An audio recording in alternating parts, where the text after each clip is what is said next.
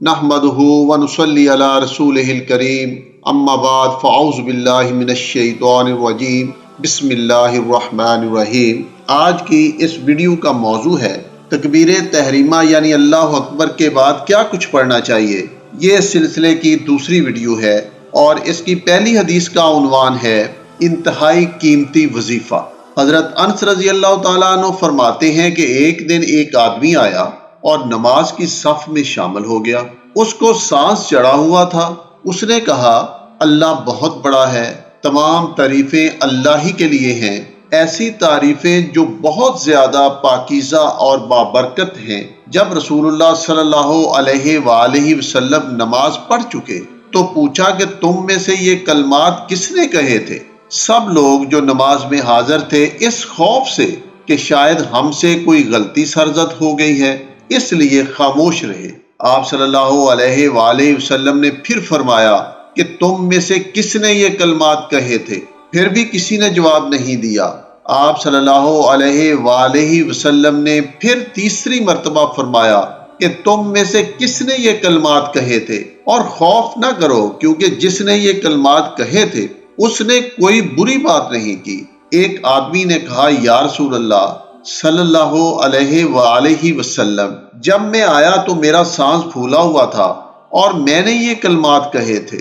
رسول اللہ صلی اللہ علیہ وآلہ وسلم نے فرمایا میں نے دیکھا کہ 12 فرشتے اس کام کی جلدی کر رہے تھے کہ ان کلموں کو پروردگار کی بارگاہ میں پہلے کون لے کر جائے۔ اگلی حدیث کا عنوان ہے تکبیر تحریمہ کے بعد ثنا پڑھی جائے۔ حضرت عائشہ صدیقہ رضی اللہ تعالی عنہا فرماتی ہیں کہ آقا انعامدار صلی اللہ علیہ وآلہ وسلم جب نماز شروع کرتے تو تکبیر تحریمہ یعنی اللہ اکبر کے بعد یہ پڑھا کرتے تھے سبحانک اللہم و بحمدک و تبارک اسمک و تعالی جدک و لا الہ غیرک۔ اللہ تو پاک ہے اور ہم تیری پاکی تیری تعریف کے ساتھ بیان کرتے ہیں، تیرا نام بابرکت ہے، تیری شان بلند و برتر ہے، تیرے سوا کوئی معبود نہیں۔ اگلی حدیث کا عنوان ہے نماز میں پڑھی جانے والی ایک دعا۔ حضرت جبیر ابن مطعم رضی اللہ تعالیٰ عنہ سے روایت ہے کہ انہوں نے رسول اللہ صلی اللہ علیہ وآلہ وسلم کو نماز پڑھتے ہوئے دیکھا تو اس وقت آپ صلی اللہ علیہ وآلہ وسلم یہ پڑھ رہے تھے، فرمایا اللہ بہت ہی بڑا ہے، اللہ بہت ہی بڑا ہے، اللہ بہت ہی بڑا ہے، اللہ کے لیے بہت زیادہ تعریف ہے، اللہ کے لیے بہت زیادہ تعریف ہے، اللہ کے لیے بہت زیادہ تعریف ہے۔ پھر 3 مرتبہ فرمایا اللہ کے لیے صبح و شام پاکیزگی ہے، میں شیطان سے، اس کی پھونک، اس کے وسوسے اور اس کے خطرے سے اللہ کی پناہ چاہتا ہوں۔ اور حضرت عمر رضی اللہ تعالی عنہ نے فرمایا اس کی پھونک سے مراد تکبر، اس کے وسوسے سے مراد شیر اور اس کے خطرے سے جنون اور دیوانگی مراد ہے۔ اگلی حدیث کا عنوان ہے نماز میں سکتہ کا بیان۔ حضرت سمرہ بن جندب رضی اللہ تعالیٰ عنہ سے مروی ہے کہ انہوں نے پیارے آقا صلی اللہ علیہ وآلہ وسلم سے 2 سکتے یاد رکھے ہیں، یعنی نماز میں 2 موقعوں پر آپ خاموش رہتے تھے۔ ایک سکتہ تو تکبیر تحریمہ کہہ لینے کے بعد اور ایک سکتہ آپ صلی اللہ علیہ وآلہ وسلم اس وقت کرتے تھے جب آیت غیر المغضوب علیہم ولا الضالین پڑھ کر فارغ ہوتے تھے۔ صحیح مسلم کی حدیث کا عنوان ہے ثنا صرف پہلی رکعت میں پڑھی جائے۔ حضرت ابو ہریرہ رضی اللہ تعالیٰ عنہ راوی ہیں کہ آقا انعامدار صلی اللہ علیہ وآلہ وسلم جب دوسری رکعت پڑھنے کے بعد اٹھتے تو الحمدللہ رب العالمین سے قرأت شروع کر دیتے تھے۔ آپ صلی اللہ علیہ وآلہ وسلم سکتہ نہیں فرماتے تھے، یعنی شروع میں خاموش نہیں رہتے تھے۔ اگلی حدیث کا عنوان ہے تکبیر تحریمہ کے بعد کی دعا۔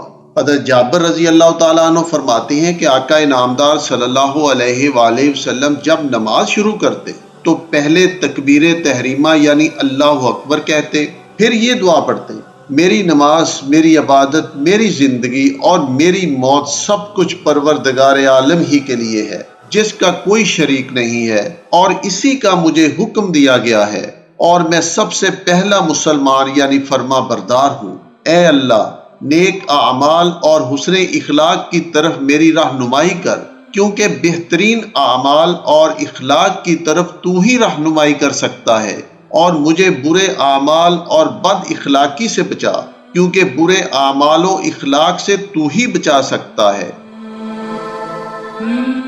اس سلسلے کی آخری حدیث کا عنوان ہے نفل نماز کی ایک دعا۔ حضرت محمد بن مسلمہ رضی اللہ تعالیٰ عنہ فرماتے ہیں کہ پیارے آقا صلی اللہ علیہ وآلہ وسلم جب نماز نفل پڑھنے کے لیے کھڑے ہوتے تو یہ کہتے: اللہ بہت بڑا ہے، میں نے اپنا چہرہ اس ذات کی طرف متوجہ کیا جس نے آسمانوں اور زمین کو پیدا کیا، میں توحید کو ماننے والا ہوں اور مشرکین میں سے نہیں ہوں۔ پھر اس کے بعد رسول اللہ صلی اللہ علیہ وآلہ وسلم یہ فرماتے ہیں: اے اللہ، تو ہی بادشاہ ہے، تیرے سوا کوئی معبود نہیں، تو پاک ہے اور تیرے ہی لیے تعریف ہے۔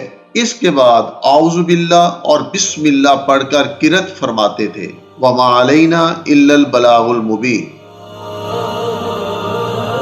معزز سامعین، پیارے نبی کی پیاری باتیں سننے پر اللہ تعالی ہم سب پر آسانیاں فرمائے۔ اللہ پاک ہمیں برے اخلاق سے، بری خواہشات سے، برے دوست سے، برے وقت سے، برے دن سے، بری رات سے، برے ہمسائے سے، جسمانی اور روحانی بیماریوں سے، قرض سے، محتاجی سے، رزق میں کمی سے، ذلت سے، موت کی سختیوں سے بچائے۔ میرا پروردگار میری اس کوشش کو قبول کر کے اسے صدقہ جاریہ بنا دے اور وہ مجھ سے راضی ہو جائے۔ آمین یا ارحم الراحمین۔